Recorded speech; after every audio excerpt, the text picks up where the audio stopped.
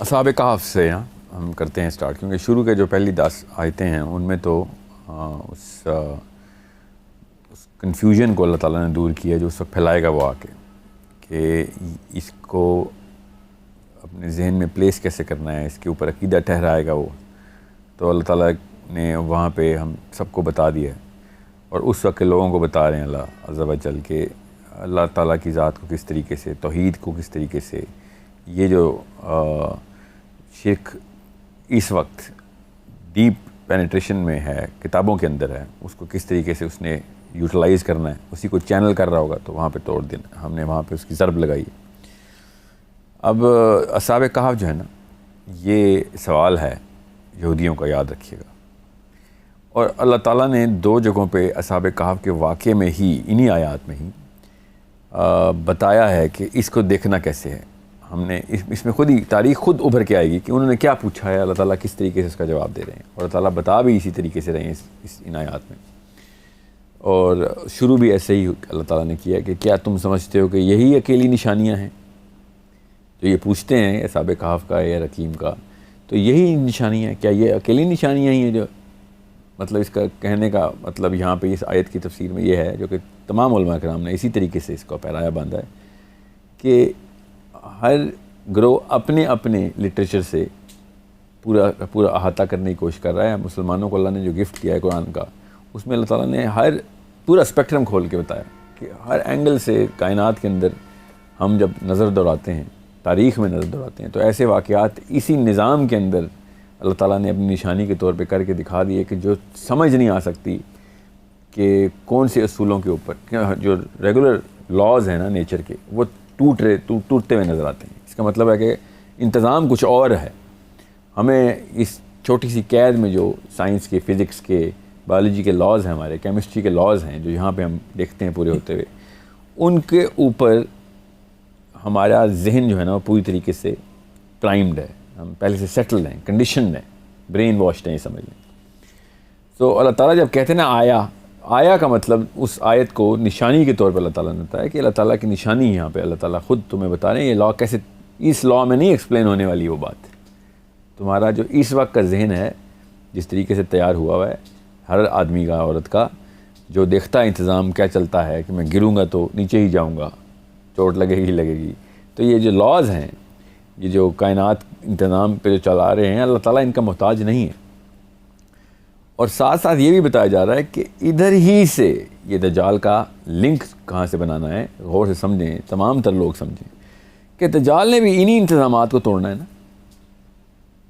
دجال نے بارش کروا دینی، تو فزکس کے لاز میں ایسے تو نہیں بارش ہوتی، پہلے کنڈنسیشن ہوتی ہے، پانی پہلے تو ویپوریٹ ہوتا ہے، پھر اوپر کنڈنس ہوتا ہے، بادل بنتے ہیں، پھر پریشر زون کریٹ ہوتی ہیں، پھر جب لو پریشر ہوتا ہے تو پانی برسنا شروع کرتا ہے۔ یہ جب تک لاز پورے نہیں ہوں گے بارش نہیں ہوگی، وہ کہنے پہ بارش کروا رہا ہے، اس کا مطلب ہے لاز اس کے تابع آتے ہوئے نظر آ رہے ہیں، اسی بنا پہ وہ خدائی کا دعویٰ کر رہا ہے کہ جس کے تابع آئیں گے لاز وہ ہے خدا۔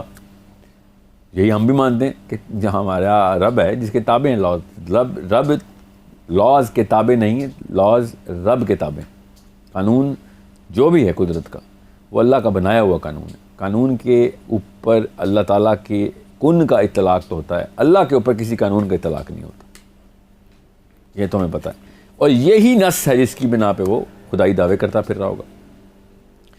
یہ غور سے یہاں پہ سمجھنا ضروری ہے۔ اصحاب کہف پہ اللہ نے اسی لیے یہاں پہ پہلے بتایا کہ، اور 2 جگہوں میں بتایا، ابھی ہم چلتے ہیں اسی تفصیل میں۔ پہلے تو بتایا یہودیوں کو، کیا تم لے کے آ گئے ہو کہ ہاں جو اصحاب کہف کی نشانی کو جانتا ہوگا تو وہ ہے، اس کے پاس علم ہے تو وہ ہے نبی، یا اس کو سب پتہ ہے، تو تمہیں تو کچھ بھی نہیں پتہ، ابھی تم سمجھتے ہو کہ بس یہی 2 نشانی ہے اور اپنی طرف سے اپنی جو ہے نا پہنچ کا ہمیں اندازہ کروا رہے ہو۔ تو یہاں سے تو شروع ہوتی ہے پوری کی پوری کہانی۔ سب سے بڑا مسئلہ ہے نا، وہ سب سے پہلے کور کرتے ہیں، وہ ہے نفسیات کا، کنڈیشننگ کہتے ہیں اس کو۔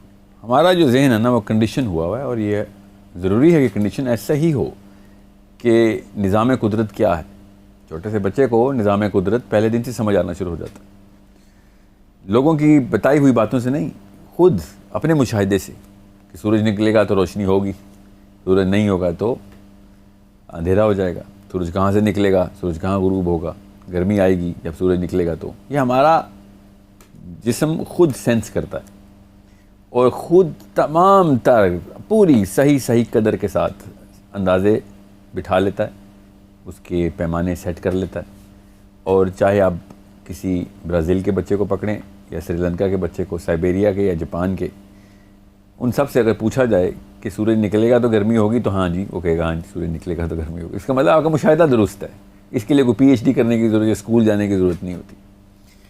سو ان تمام انتظامات کو سمجھنے کے لیے ہم پہلے سے ہی ٹرینڈ ہیں. یہی قوانین قدرت ہیں. چھوٹے سے چھوٹا قانون بھی ہمارے سامنے عمل پیرا ہے اور اسی کے اوپر میں زندگی گزارتا ہوں. اور اس قانون کی بنا کے اوپر میں تمام تر جو معیار ہے نا صحیح اور غلط کے, اسی پہ اس کو ہم سینس بولتے ہیں کہ ہم نے سینس میں رکھا ہوا ہے سارا کچھ. جو چیز اس قانون کو توڑتی ہوئی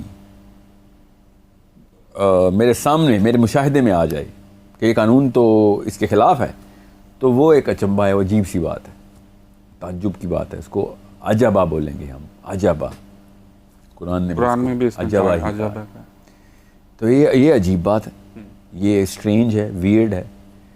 اور اس کے پیچھے اگر کوئی اپنا کنٹرول خود ظاہر کر دے تو ہم اس کو پھر کوئی ایسی چیز, کوئی ایسے پیڈسٹل پہ رکھتے ہیں کہ ہاں یہ ہم سے بڑا ہے. اور اسی لیے قومیں معجزے مانگتی تھیں. نبی ہے تو تیرے پاس کوئی طاقت ہوگی. معجزہ کیا ہوتا ہے؟ معجزہ ہوتا ہے اس قانون کو توڑنے کی طاقت. ایک انسان مر جاتا ہے تو دنیا میں نہیں آتا, قانون ہے. عیسیٰ ابن مریم اس کو واپس روح اس کے اندر جسم میں واپس لے آئے, زندہ ہو گیا.